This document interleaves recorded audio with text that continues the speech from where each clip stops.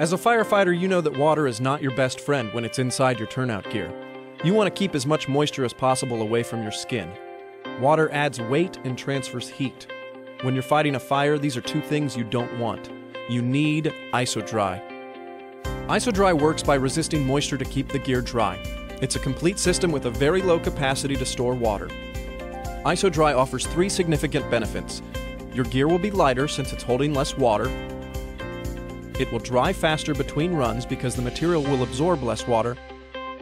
And most important, at as low as 200 degrees Fahrenheit, water transfers heat up to 21 times faster than air, leading to possible compression burns.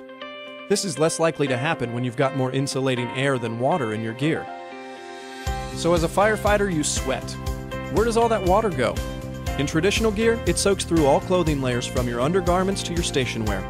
And as moisture moves through the layers, it's not vacating the previous layer before hitting the next. It's saturating your entire protective envelope, weighing you down and reducing the efficiency of your layers. There is no good place for liquid sweat in the protective system.